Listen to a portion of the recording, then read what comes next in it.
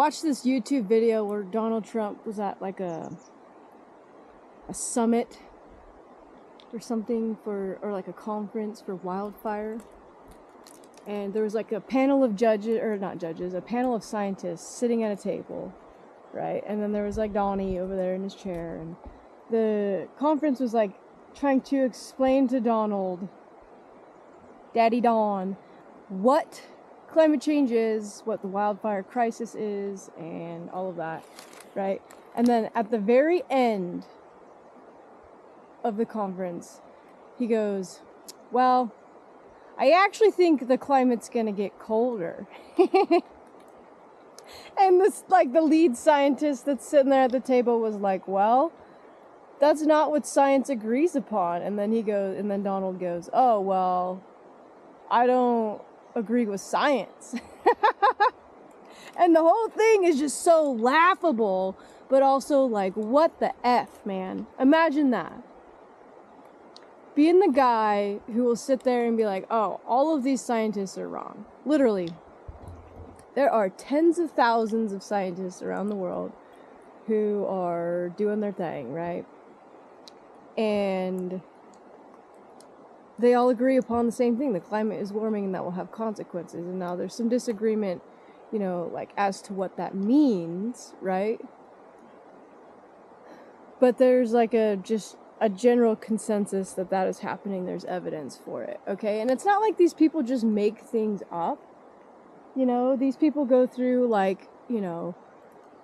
4 to 6 years of rigorous work where they're gathering data. They have to have evidence, and then they have to write these reports that other scientists then review and dig into and are like, investigate the merit of it, right?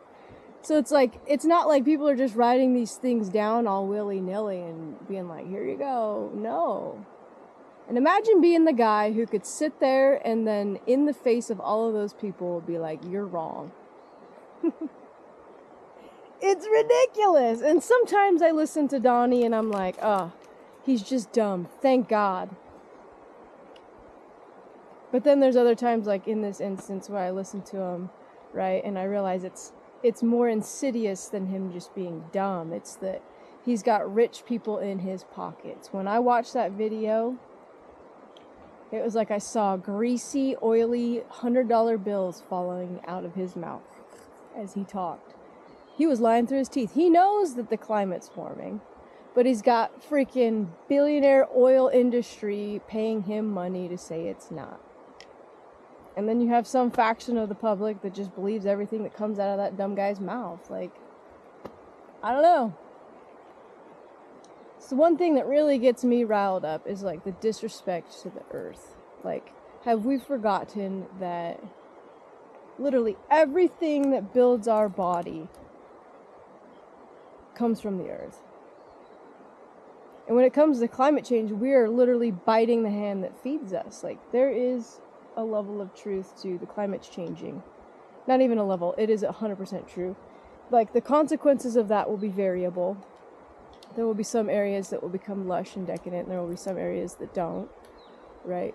But I think that that's something as a society we should be working on and dealing with together.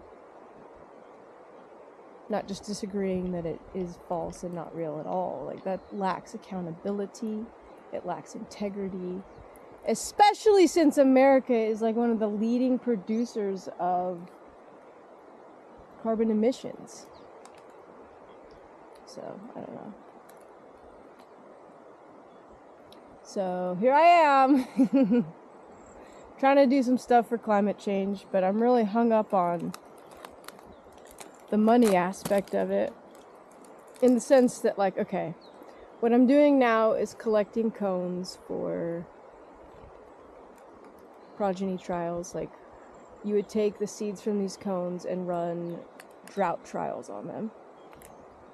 Okay, and then you have the mother tree on the landscape right here. And one of the things that I want to do is core them. Take the cores out.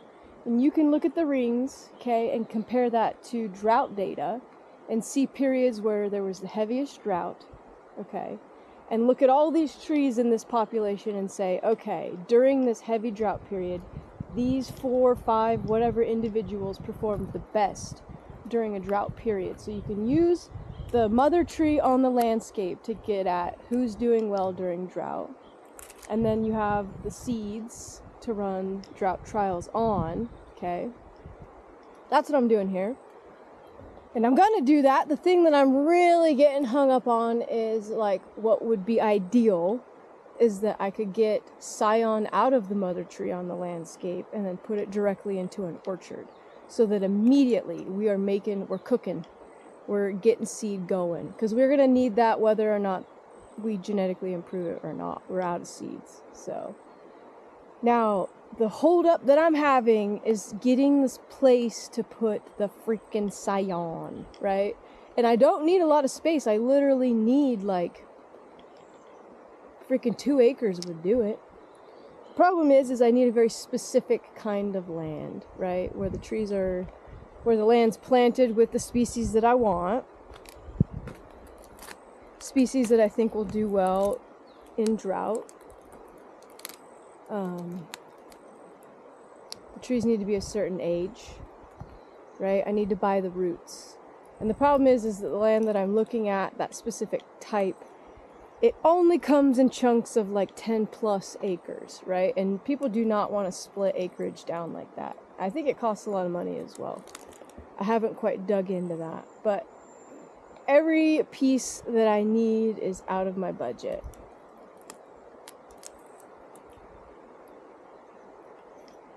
I could finance it, but the payment would be too much for me. In the sense that, like, I could make it, I'd be okay financially, but I don't have job security right now. So I think it would be really freaking dumb to get a big payment and then lose my job next year because we're collapsing the federal government. I don't know. So this is the pickle that I'm in, and I think what I'm going to start doing is just start messaging, sending letters out, asking people who have the type of land that I need, like, hey, can you please split it up for me, sell me just 2 acres or whatever, see if I can go that route. Or I've also just set up a GoFundMe if you want to give me money. I've never asked for money in my life, you guys, and it feels very strange. I'm very much a person who is not materialistic. I can live off of $20,000 a year, easy. And I've never had this where I've like thirsted for money before. I know what Donnie feels like now. It doesn't feel good. I get that.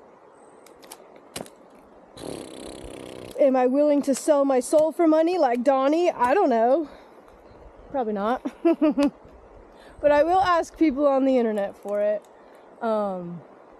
My grandfather donated $100 on my GoFundMe, and Grandpa, what I bought was all of this paracord that I'm gonna use to set lines so that when I come back and get the bags, it'll just be an easy ascent.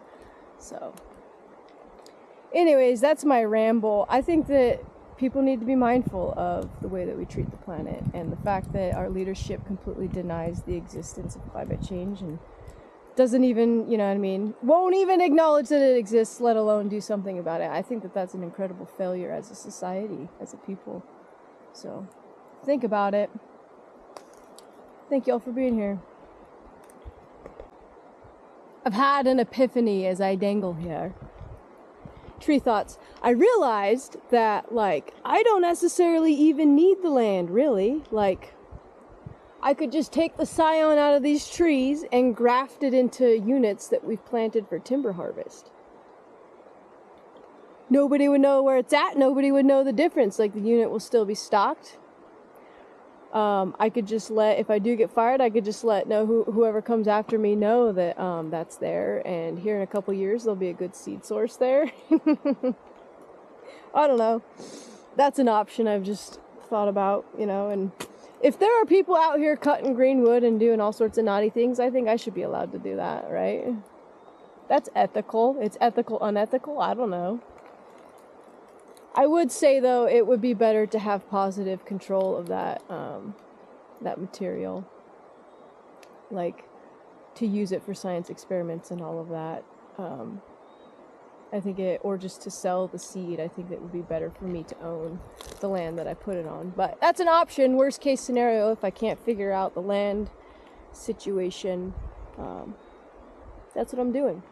I'm gonna make a guerrilla seed orchard. Bagging them and tagging them, baby!